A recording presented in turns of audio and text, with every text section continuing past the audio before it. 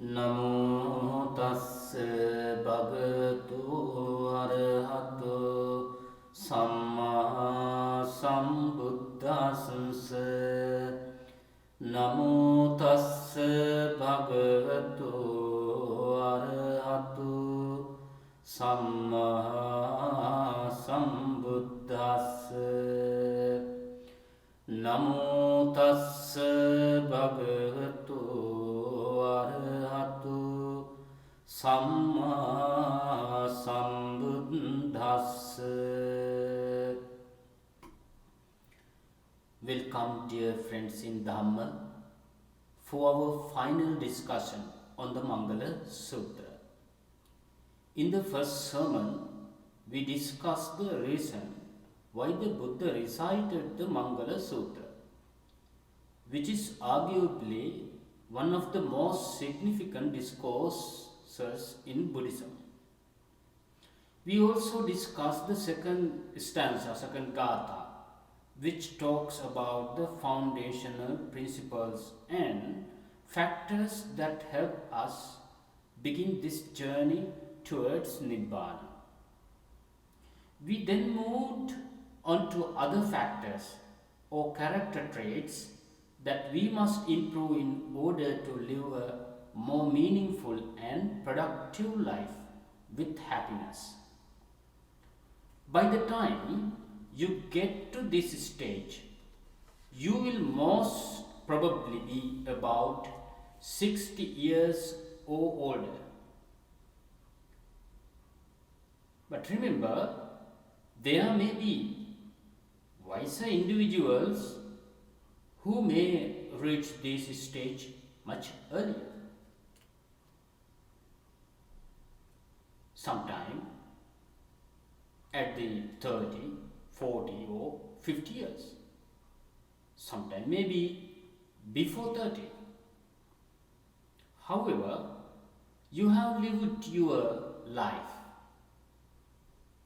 You have lived your life, carried out your responsibilities, and through a well-managed lifestyle, have cultivated some patience and tolerance. Let's move on to ninth gatha, stanza 9. It is like this. Kanti ca so chassata samananam ca dasansanam kalena dhamma sakatcha itang mangala muttamam. Kanti ca. Kanti means patience. There is a popular expression, patience is virtue. Patience is virtue. Have you heard this before? I think so. Patience is important because it allows us to make well thought out decisions. Well thought out decisions. You need to develop it more than before. It gives us time before we react. If we do react out of anger, for example, we will regret it later. In the mind of a Buddha, there is no limit to patience. There is no limit to patience. Second quality in this gatha, sova chassata. What's the meaning of that? Be easily adaptable, flexible. Someone who listens to advice from the wise, they are easily adaptable to change. They are not stubborn. Don't even think to hurt anyone or be a burden to their children. They don't over involve themselves in children's matters and try to control them. Third quality in this gatha, samananancha darsana. Samananancha darsana. Association with monks. Association with monks means that you rely on monks for advice on important issues that affect your life. Monks are wiser because they live a more disciplined life with less attachments. They are able to see things objectively. They don't have to face the same problem that rest of the population faces. Their advice comes from a place of serenity and wisdom. Taking advice from people who lead spiritual and virtuous lives could only benefit you to improve your own spiritual journey. Fourth quality here, Kalena Dhamma Savana. In a regular discussion of Dhamma, Kalena Dhamma Savana means regular discussion of Dhamma. That's also quality. That's also quality. In the previous stanza, we discussed listening to Dhamma. Here, discussion of Dhamma. Now we are talking about discussions, such as the one we are having right now. Why are these important? Because it allows us to share knowledge. It allows us to learn from an experience of the wise ones through discussions.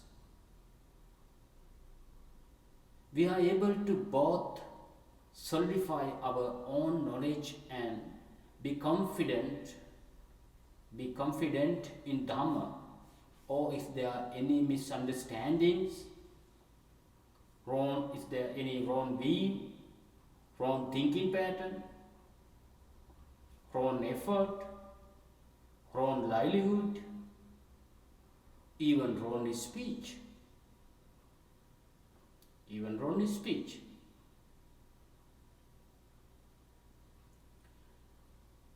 It allows us to correct our misunderstanding,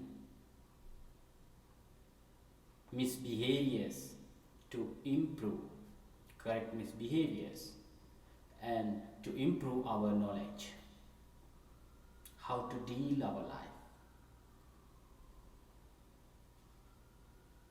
The monks will observe that you have these qualities and that you are ready to move to the next level.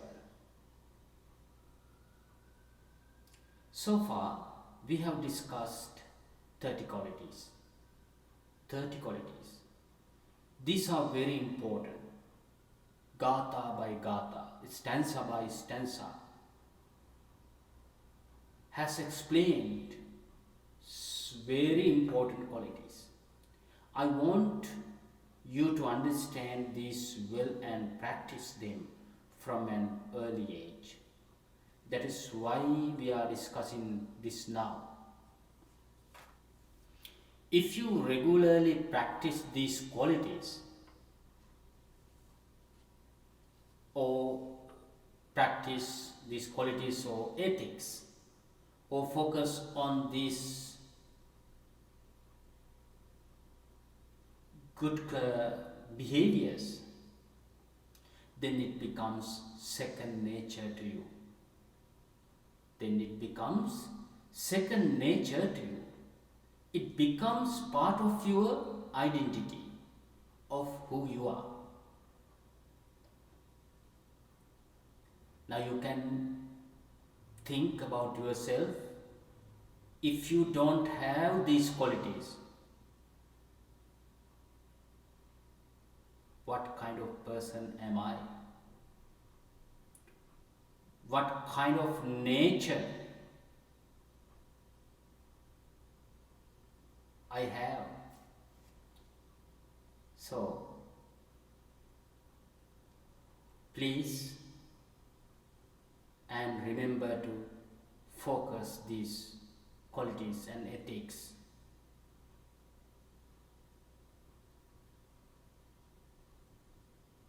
And remember to practice. Try to apply these qualities in your lives. I didn't explain any religious purpose here. These all qualities for all human beings can apply. In the next two stanzas, the Buddha describes the type of benefits you gain from cultivating or practicing these noble acts or qualities or spirits. Everything you need to achieve your ultimate goal of enlightenment has been already developed in your mind through learning a virtuous life with discipline and determination. The roadmap has been laid.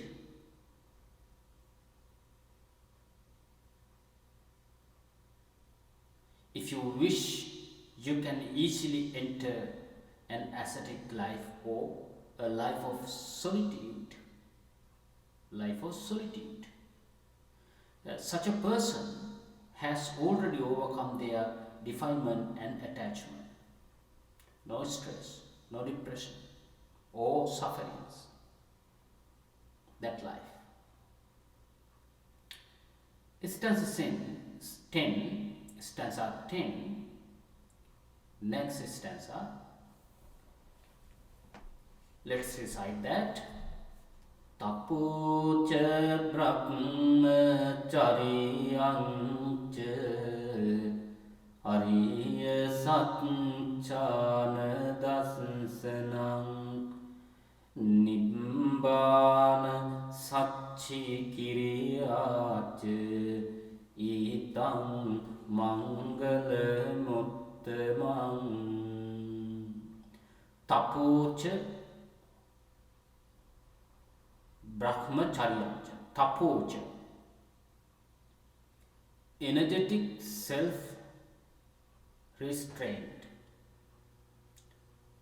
Now we have arrived at the point of discussing the benefits of leading a virtuous life. If you have been diligently practicing all of the advice provided by the Buddha, by now you are leading a tapasa or brahmachari life. It is a life of solitude. It is not quite the same thing as being a monk. Brahmacharya, holy and chaste life.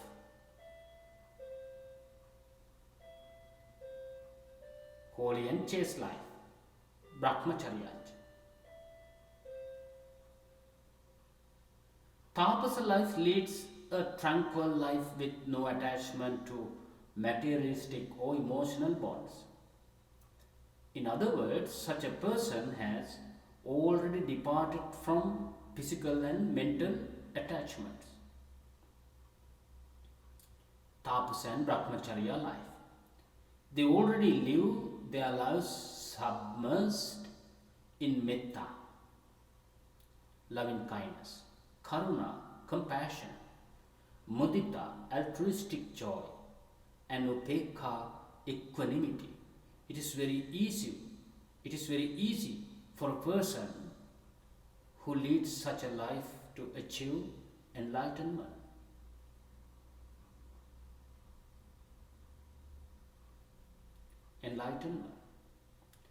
They are interested in meditating more and more to make the mind tranquil. In order to do this, you have to develop peaceful mind.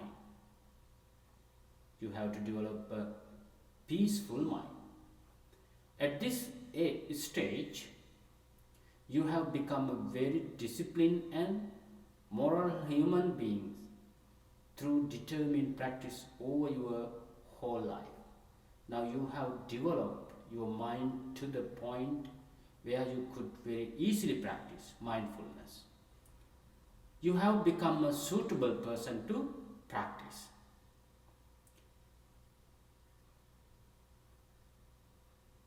If you choose to be a monk, you are fully equipped to do so, and it makes it easier for you.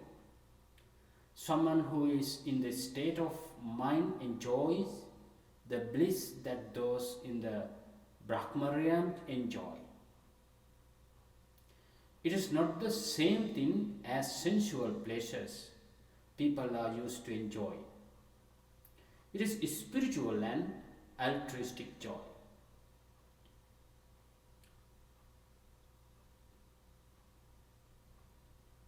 Arya Satchana Dasana.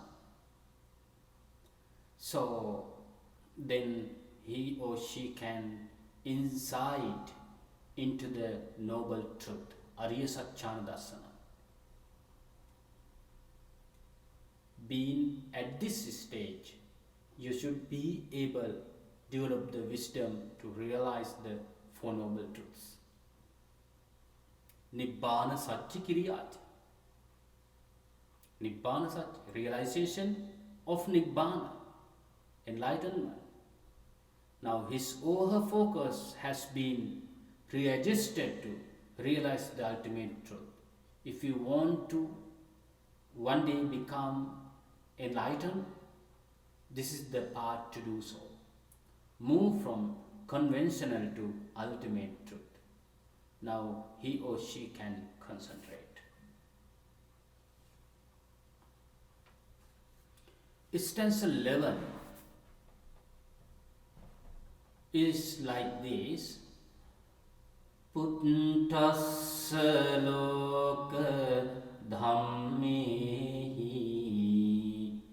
cittang yasana kampati asokang virajang khemang etang Mangala Sutta.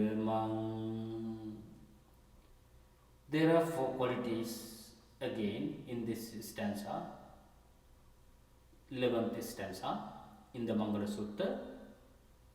Puttassa loka dhammehi. Puttassa loka dhammehi. You will be able to see the 8 worldly conditions of our existence. What's the meaning of Puttassa loka dhammehi? You will be able to see the 8 worldly conditions of our existence. Labha alabha, ninda prasansa, sapa dukkha, yasa ayasa, labho alabho, ninda prasansa, sukhancha dukkha. Labha alabha means benefits and losses. Labha alabha, benefits and losses. Ninda prasansa, insults and compliments.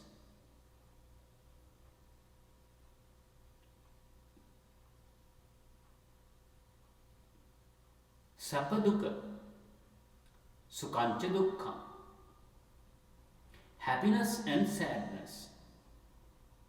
Yasa ayasa mean popularity and unpopularity. These all conditions don't affect the mind in a negative way. Their mind is unshaken. The mind of such a person doesn't develop raga or other defilement, passion or any other defilement. They are not fearful of death. They have already become a stream winner. They have met all qualifications. That's why they can live in a peacefully. Next quality is in the stanza 11, asoka. Asoka means freedom or free from sorrow. Is freedom from sorrow. When you cultivate good actions, you don't feel depressed and sadness. You begin to understand the nature of the universe, life. Not only you understand the others, surroundings in your life. You accept nature through your life for what it is. There is no need to become stressed out. If you know the nature of your life, surroundings, and the world, there is no need to become stressed out. You don't feel. You know the reality. That's the secret. Asoka. Next is Virajan. Number 11 stanza, there is another word, Pali word, Virajan. Another benefit is that you automatically avoid engaging in bad activities or defilements. Even in secret, you don't practice bad habits. Through determination, you have become a person with high moral values. High moral values. Fourth quality here, Kema. Virijan means free from defilement. Freedom from defilement. Next, last quality in this Gatha, Kema. Perfect security. Perfect security. The greatest achievement for all by practicing these is that you will attain a blissful mind. Someone who has achieved true happiness in life by the practice of virtuous qualities with strong determination. By now, you must have achieved the ultimate goal of Nibbana. Therefore, you are perfect security. You are perfect security.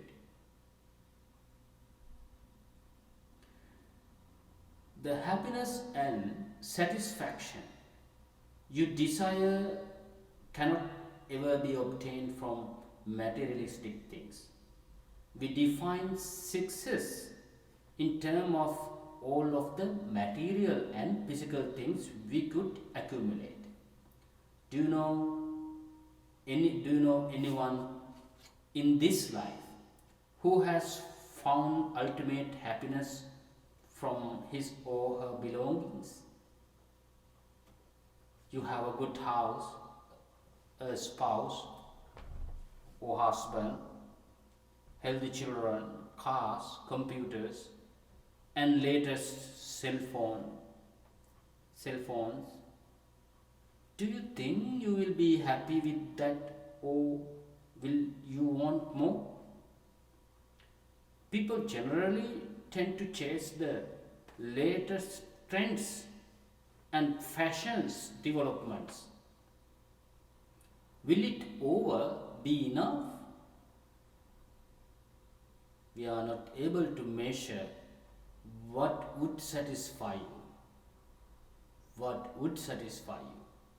By chasing these, you are trying to surround yourself with materialistic wealth, not nurture not nurture our mind, your mind. It is important to remember that everything we do is first manifested by our minds. There are two sides to our mind. There is the side that compels us to pursue good deeds, and then there is the opposite side that draws us to do negative things or to our dark side. A person has dedicated to improving these skills will be able to fully concentrate. There are so many who take up meditation almost like fashion. They try to go to the most exclusive meditation centers and tell all their friends they have taken up meditation. Some take up meditation because they are dissatisfied in some aspect of their lives. In actuality, they don't have any virtuous qualities mentioned in the Mangala Sutta that would help them to concentrate their mind. Without having led an honest and disciplined life, it is difficult to bring your mind to the one-pointedness necessary to successfully meditate. So many people either give up or continue to pretend that they have achieved higher stream levels. In essence, Mangala Sutta is a very important discourse because explain how people can attain true happiness through a diligent step-by-step process.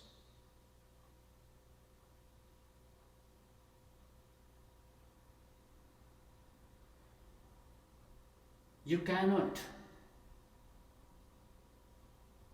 parachute yourself into meditating. There is a sense of determination and discipline necessary to get to your goal.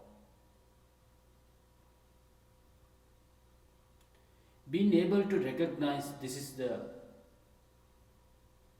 a turn point in our lives. It is true that we are all human beings.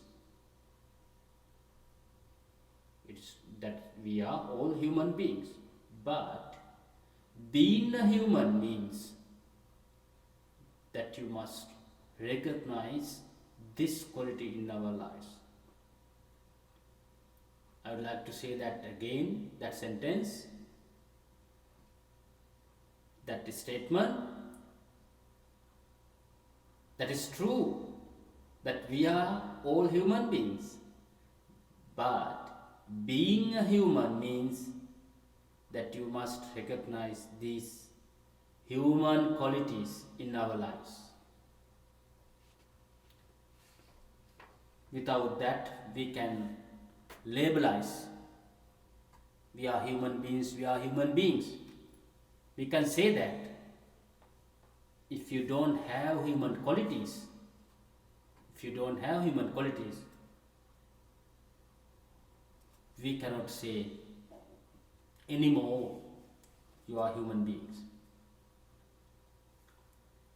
What I had hoped to share with you through this series is the actual method that you should practice and perfect from a very young age to achieve the highest satisfaction in life. If you train your mind to recognize your own thoughts and adjust your behaviors, then you will eliminate anger, anxiety. You will accept life as it is. You will realize the impermanence nature of life. My friends in Dhamma, remember one more thing. You don't think Bhante has sermon, preached all factors in Mangala Sutta. That's true. I explain all factors. But I would like to say, this whole introduction I did briefly in the Mangala Sutra. So you have to learn, you have to practice some more. Then you will realize real meaning as well. The 38 blessings detailed, these 38 blessing details, qualities, ethics in the Mangala Sutta are not arranged in random order. In Mangala Sutta, 38 blessings detailed in the Mangala Sutta are not arranged in random order. Please fully focus on 1 to 38. Read them, discuss them, listen them.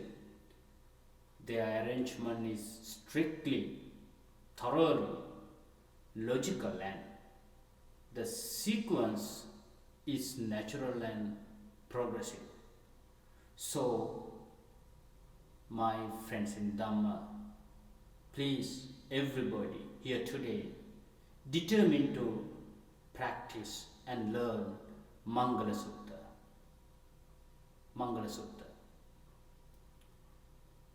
The Mangala Sutta is truly the hope of the world. Truly, hope of the world. May all you be well and happy. Sadhu, sadhu, sadhu.